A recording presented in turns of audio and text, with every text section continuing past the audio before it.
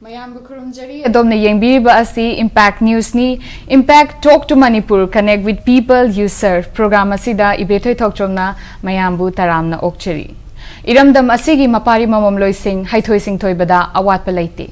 ngasi su puduna lakchari iramdam asigi mingchat purakpada chauba thaudang lobiribi hanjabam ongbi Radhe Sharmi miyamgina abok Radhe abokpu ahanba maktada akoigi studio asida taramna okchari yam nungaijay mafamsida aibu kokapidana icha isu mayam punamangna ichajiga masak unadana de ungaiba phungtok mina lawba awaba lidawba aina khwaidigi hena nungaijay punamak pujaina thagatsari abokna Padma Shri Award 2020 Arts Kilam da fanglakpa asida thagat pasu fongdok chari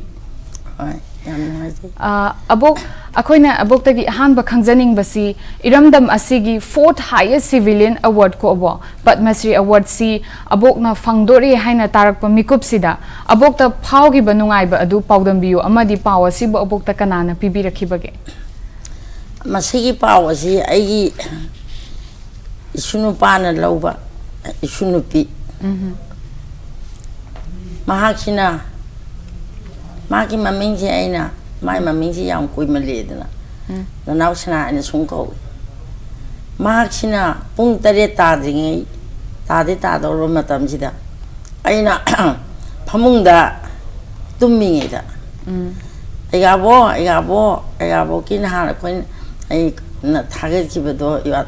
adugi do lae tu Padma Shri Award pire haidana haire nang yat phangani ye na hai ba yonda andaina ha hain hai adu tu sinang na akoi thaga kibedo angi poloi lai gi tingi lai gi kari pochai mai ama to ga koina thaga kibedo adu jinang Padma Shri Award pirani haidana lauthok le na hai ba andaina pinoni hai sibo awoi makiroi bima nanau sana wa awoi makirai ba awoi bane thwa hang to phone de yauri sini aina haidana dumai tawdana haibajite ai isaji azagi aina pungning ji dung law dong nei de hakchang ji khara nik padong na tu chung ya aina wakhan ji ai kai khanai tawre isan shon na pi tawre ibra ai bukan main tau re janu mai pem oh ai ni matam de ai waja guru ai adi guru ichi hai ba waja ni ko ai aham gi poloi tam dori baje ningsing oh matang khudi makta nang ne mi oi de ba ya de mi oi ko hai biram ba do ai mi oi re la oh ai pi oro ta kap odegi ai ani subo oja sagome morang le tagini purai pa bamoi baton kawi imai bim dri bim sa kawi adra ima ga babunga jina matam amgi manung da yonda wari sabi thabak ai je talle da tok thok ke hai baji khanbe yati ngamna bu hona kadam ngamna bu hona di mapa maru hule di ne pambi ho di mapan sa di mai ya mani nang ne na cha mayam thakwa ngamna bu kanau hono haibigi kuirabagi matamgi wari aduju ningsing aina adu aina phuka hogalaga hachang chingba singda pukning ji da khallaga aina khujur tawga khuram jai ahumakpo ima guru ahumakpo ja ahumpo khuram jari radha govinda ai ishwar la chai ko kon khuram ipai ma ju khuram jai bi adugi matik nungai ba harau ba de punging thugat ba kapning ba pukna nei ma ji aya bukta ibom khangdana ne ado yam nungai je gi ben lai da hai ta ne ko ado ega bokna se hoji haibi de ko haidi pau se hek phangba da adu ki matik nungai khre na takpi re aduga abokta hangjani nge sina akhoi gi leibak amagi honorable president na aboki khud sida hek award sibu hek mitmang sida sinabi bado madu de kari phau ki ha badu su pawdam biyo bo maduda matam sida ai ji ai inakta ai bu sinaba takpi tambiba ko adum lay sidida yasenji ahumlak tawi aigi simadi isuna hangde ko aigi taw bai takpi hajage ba ko awbo aini he yawi ba ge yasen tawi aduga aina manipur da ngai aduga maya hindi da hantok pa man hantok pi ko adi nongal laga de abok na madu da ngang ke badu su kari kari na habda dum habi yo da ngang ki ba ja moina hangi moina ayon da hai moina english hindi lo le ba de manipur ki mi na manipur hantok do na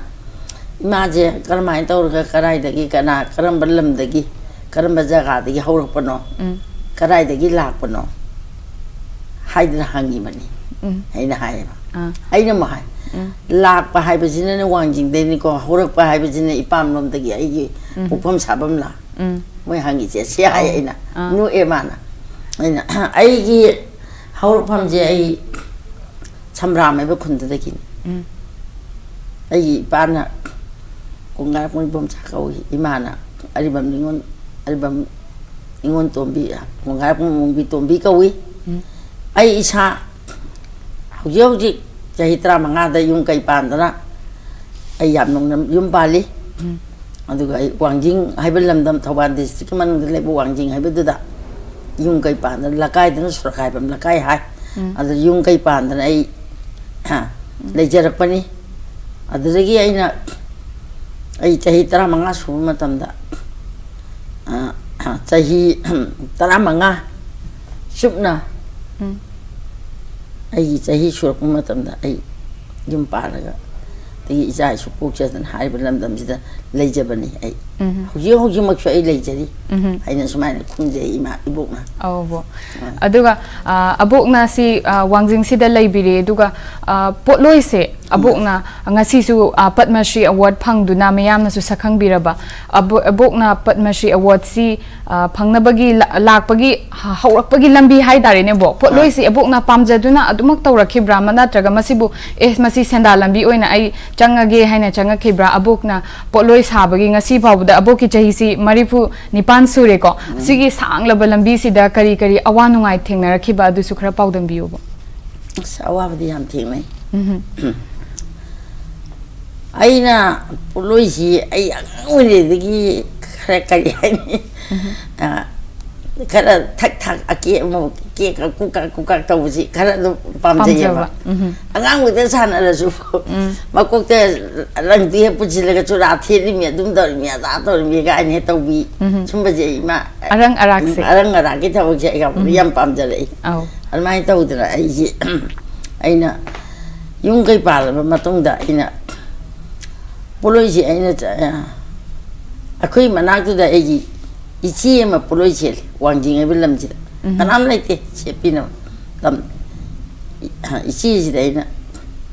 ai sum kan ba hai bi dingam da ba akhui noi babung akhui ai ga ji da adom di khan ba ina khan ba ji da lai di ga ji yam chai ina tumi na oh amai taw dan taw ge adai ina thilamaina sum phamung da angang sumam dei angang ye than ma ga ne phuk hau kala chale hauji ki ichi ji mana ai waja oi dori si oh chale ga in leirami phamna ne kai daw nang kari hai ningi ai wi am lu daw aina ichi ai boloi tam ge lai ni kai no ya ji bo ira lai ne boloi tam ge lai ai awoi mo ki ne ji ai boloi yam tam ningi ai boloi yam tam ningi je ai boloi tam ge ba nang na tam ningi ne ta tam nya ponte ne nang na thak mi le ne nang ibungo da mani da hangu ne ai boloi cheke boloi tam ge aduna along jami che da poloi tam ge na hayu mana ya da di ya ma nya da di ya di ko hai aden adum ya ra kani da hai ai nang na adum ya ra kani du ya ponti ne poloi tam ba ji hai ra ni se ba ko ja toi mi ne hai na tau awai to na ai na ไอ้คุยไอ้กาสิได้ไอ้กาเกาอีก้อยนะ Ah. ไอ้กาสิได้นั่นนุ่งทางนี่ไอ้กาไอ้ปุลุยต้องเก็บปะเอ๊ะไอ้หนูหายสุไอ้ปุลุยต้องเก็บปะปุลุยเชปต้องเก็บปะดูกันเนี่ยไอ้ปุลุยเชปยามาหินิงี้ปุลุยเชปเจยามาหินิงี้ดูไอ้ปุลุยเชปต้องเก็บ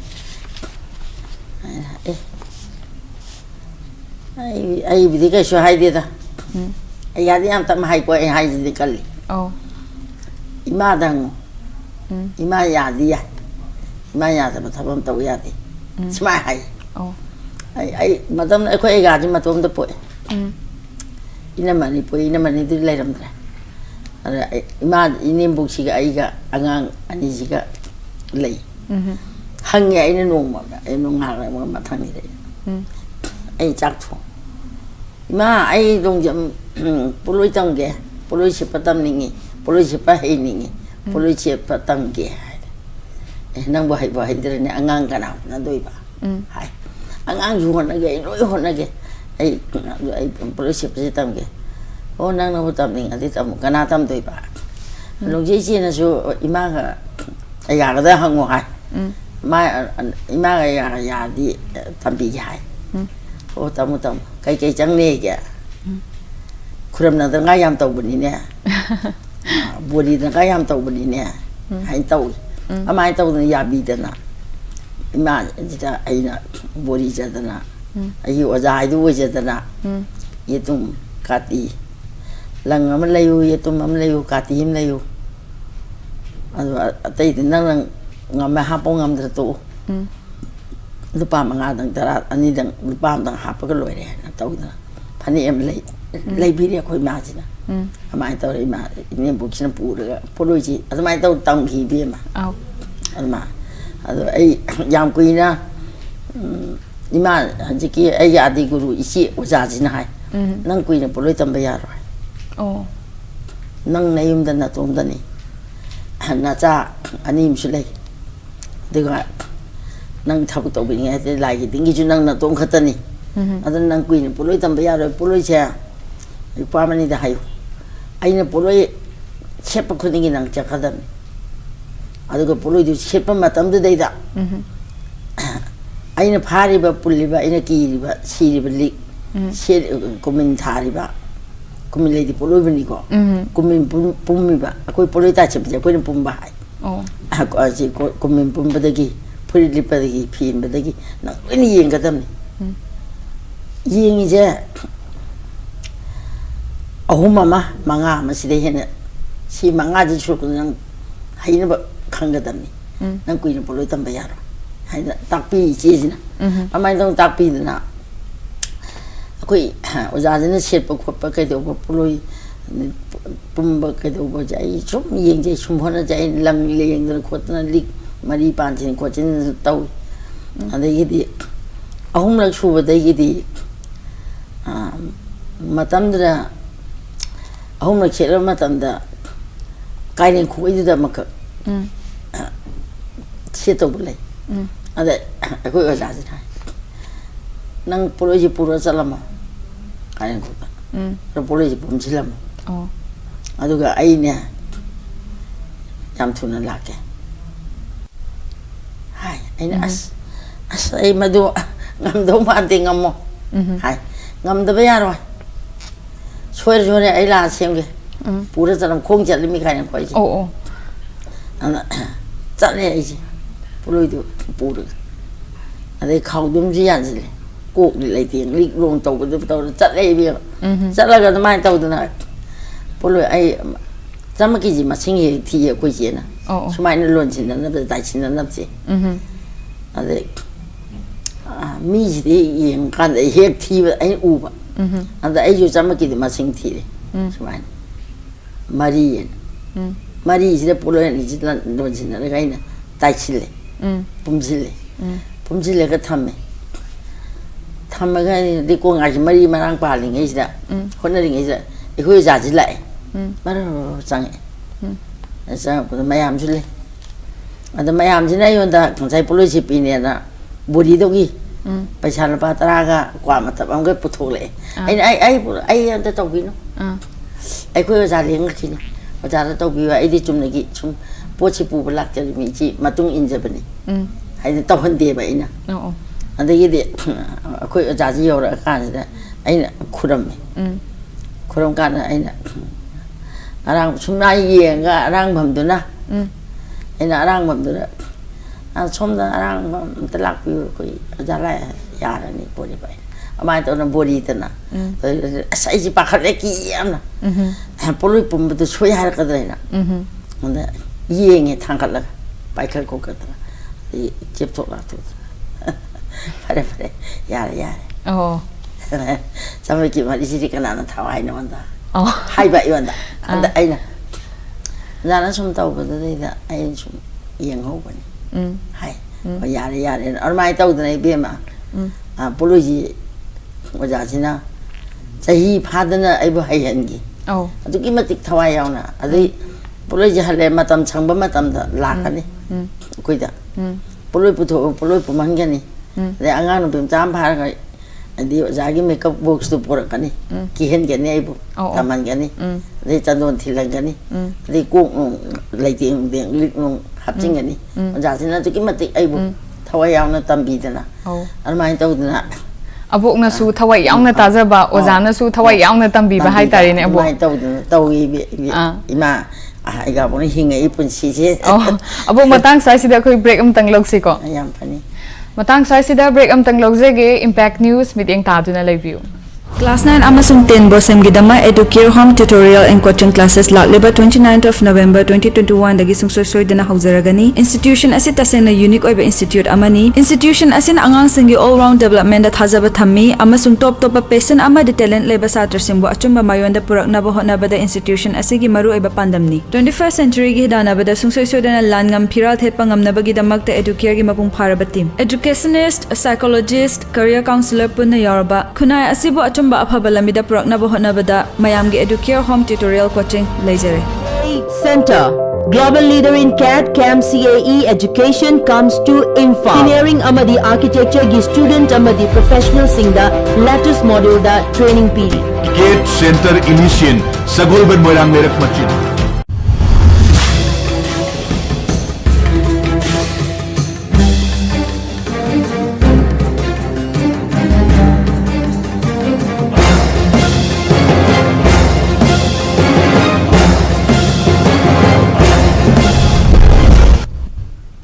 break ki matung da mayambu ibethoi thokchomna amuka hanna taramna okcheri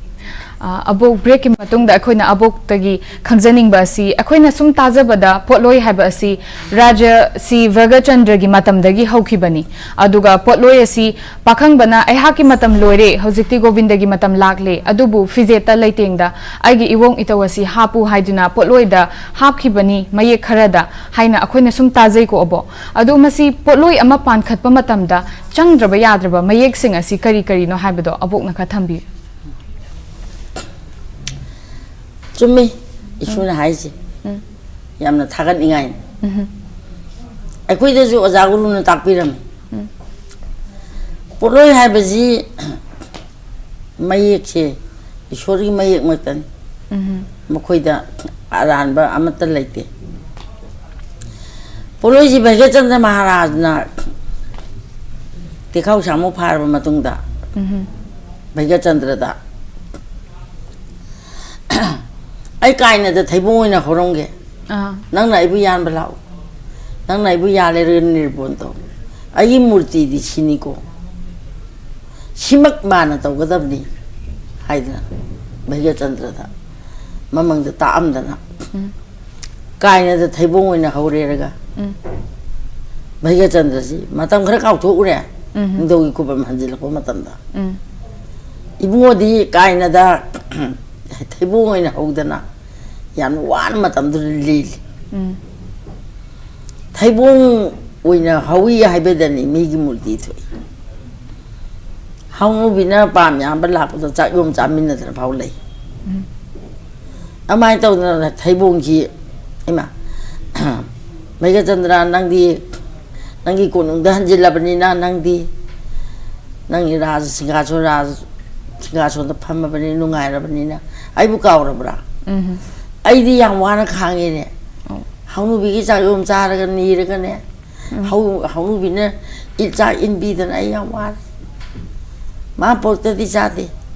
ai thai bo na ho re nang ai bi yan ga ni tu ni pon tau nei tu kaw ra brain tau ma mang da hai lam da na no ning jing da na mai ga chan da ma ra chat na kai na dei thai bo nya li manung da wari yam lei ga sampan na chum tau ji hoi hoi aduna thai bo ji yan da na bai ga chan da na thai bo ji urup arab ti hai ba lam dam bu gi matam du urup maming thon de arab ni maming thon de adu gi thai bo ya la ga tu re manung ji ching ga lai ching ga la pa sina urup hai ba lam dam ji matam du urup ai maming thon de lak lam moi na dum lei ji ada bai ga chandra na ai mafam ji yau ra abani na hojik ti kun ga chat lage ai aja buja kan na ba dup dik ka na bai lang ru ge inai chan ma ya mam taw ra ga na khoi por o ko hai dana na mai taw dana chakhra ba ma tung de ibung na khong thang ama ani ahum me thang yam ta da jai u ji thaibong u ji govinda ni pon taw de u ji lup khre chi mun oh chingkhat pa ngam de pau chat le ko nung da er de samu thori taw ga samu na chingkhat samu thori ta le khu samu khurai hu ba le upai shakti ka lai tre na lai tre adi di lai tre ka rim changam de leng mangam de ma ji kari gam beng ta ba ibung ka mai taw ni hai kan de bai ga chan ma ra leng ngai ta na ibung na ibung thori ba khamen cha pa chet thon da na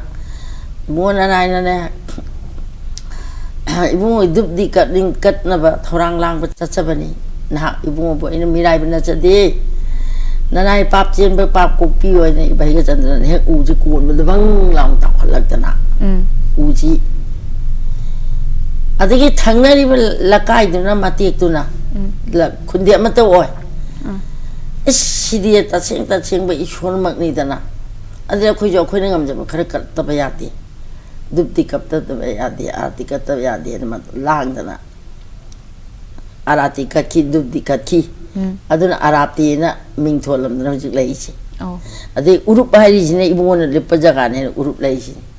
adu matung da govinda nirpon taw re ga govinda ji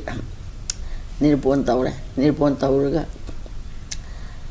taw ding ngai da matang da ai ma ai chimak ai mak ai na non da uliba murti jimak ngana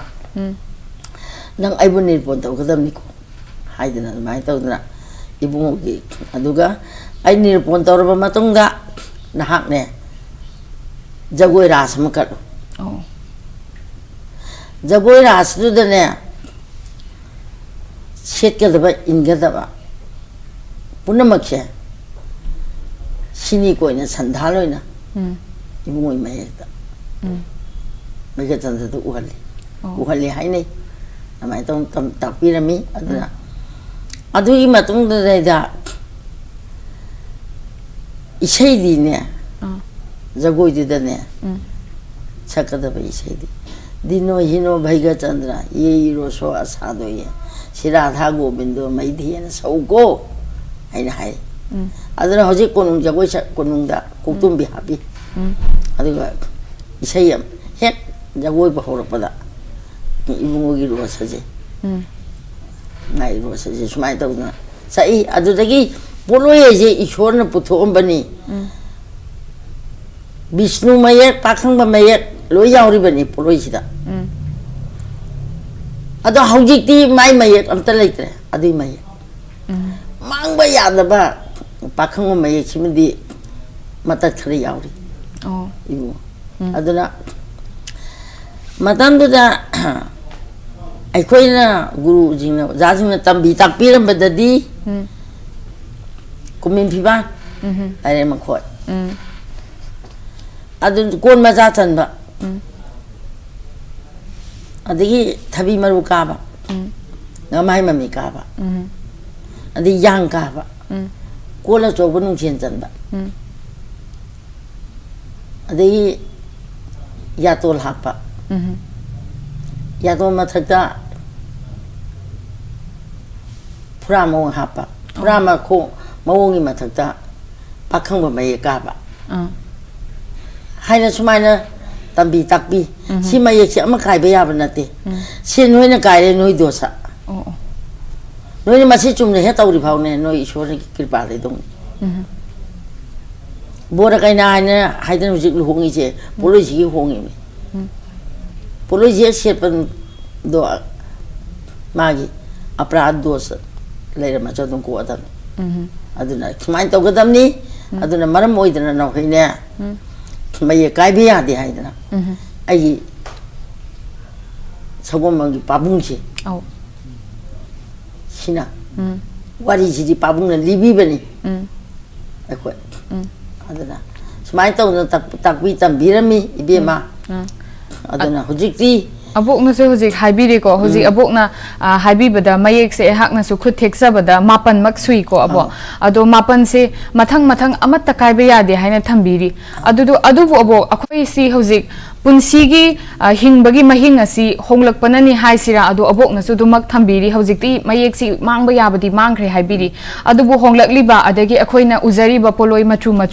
akhoina khangjabada radhana setpa asangba amadi kaina na gopi na setpa angangba masina taba mayam anoba masu mayam uri dana ko adu abok si mayam si aboki mota Padma Shri Award phanglabi 2020 da arts kilam da Padma Shri Award phanglabi ama oina abokna sigi honglak liba se punsigi hinglak liba mahing si hongapana adum hongapani haina thambiningbra natraga masi mangba yade ipa ipuna thambiramba mayek asimak leigadabani haina thambiningbra bo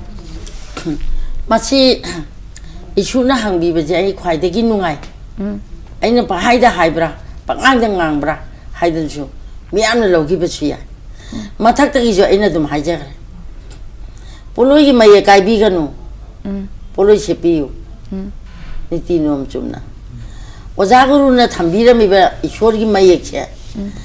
oja hekta ma poloi gi mayek ama puthu erga ne hekta ma oja guru sungam ponate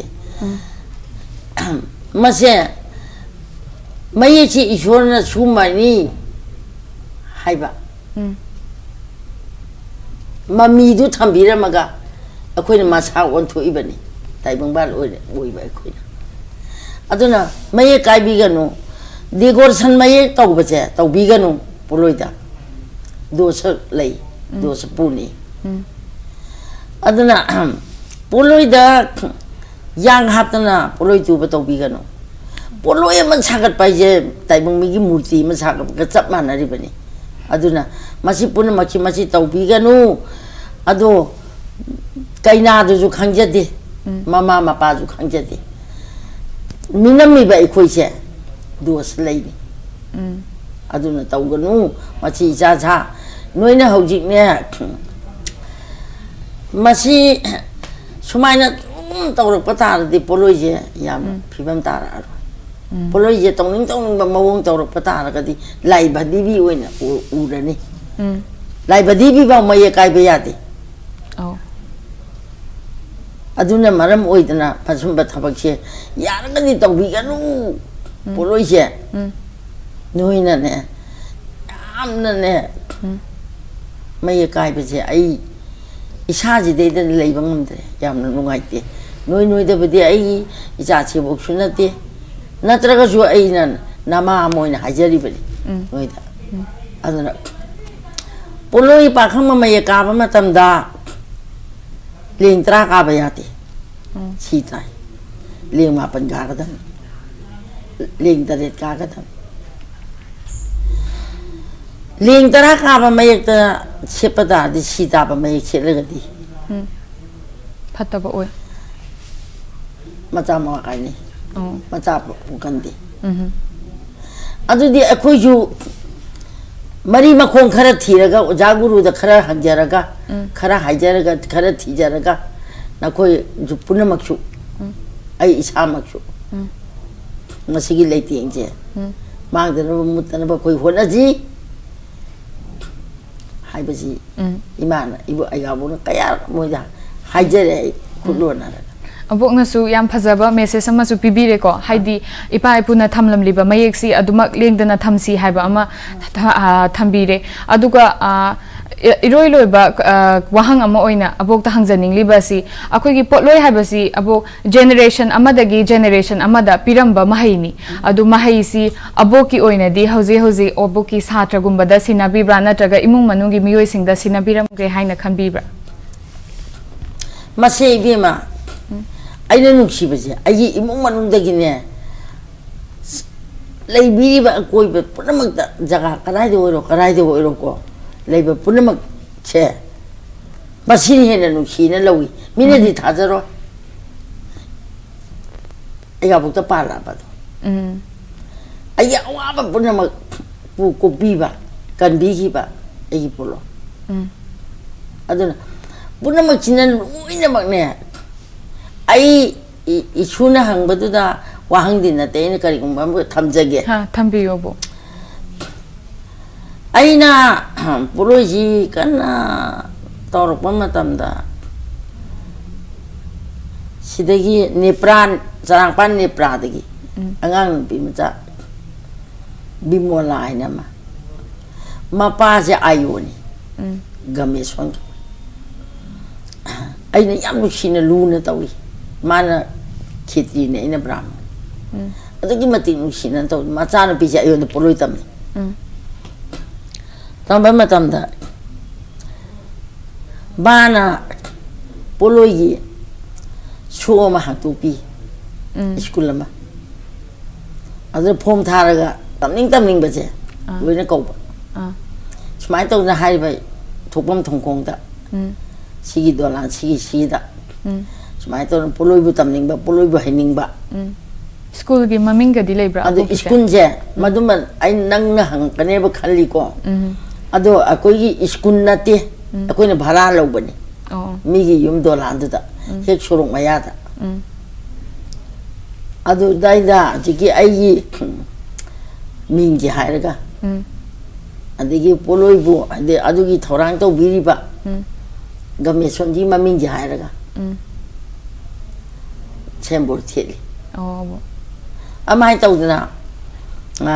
adukum bai chulam likhalaga karigi bok nei skun maming khangdim na hairaga ni matam re skun thon gidre hariba jaga du da adugi chembor ji smai tong thechari mapam da lakpiu haidba wakhallon je poloi gi makta mapam ji da akoi thorang tawdana leijei tambi ning ba khudingmak lakpiu ni hai maduda ishwana di uani mina di uraro ai poloi tambi bagi lupam lagde ai ibo na koi puna hai na bo no ayu loi na hai raga ne ai pangani ai thawai loi na hai raga ne ai chabu wa loi doi ni ai phije wa loi doi ni loi na hai tana chakhra ne ai mi thi doi me na mai taw na hiang ram ogai adi tik cham chapam ten tha adagi ya skun dagi anga lakna pharam dei ba lakna loina ima tambi gi tha taru tambi ai ayam uji mu chu ya skun da anga amade chemai de ong kre amade ji chengau ga tu na kai taw na mayam ma poloi tu tawli sumai taw na satra di be ma maching mak di thi bangam hokdre hauji ju ai inakta ai onna dana ai ga loina dana chuda tha do ya ba ichano bim leidi ai chatra jine kana no haibda ai adi guru ichi piyosa ke ai je sigi machano pa magi no pi machano pa ji ma mingji na acha kumar ka si ichi jina lei do ba matam ji nang angang bi puna ma che nang loina sema uko haibiram dana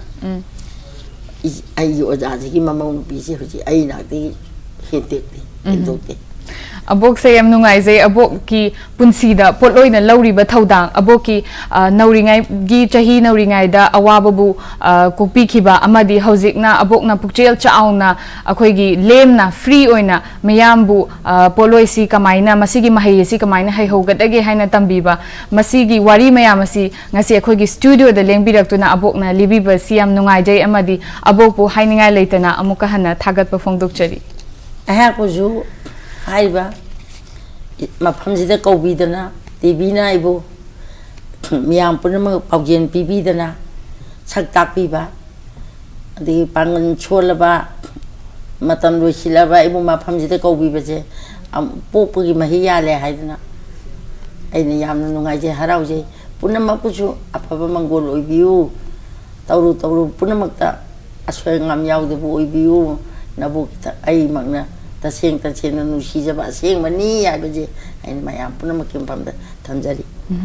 abok pusu punsi nungsang na hingbi kho haba si thamjaraga ngasi gi oina di impact talk to manipur matang swais da loijari mathangi chayol da anoba personality ma puduna lakchage impact news piding tabiu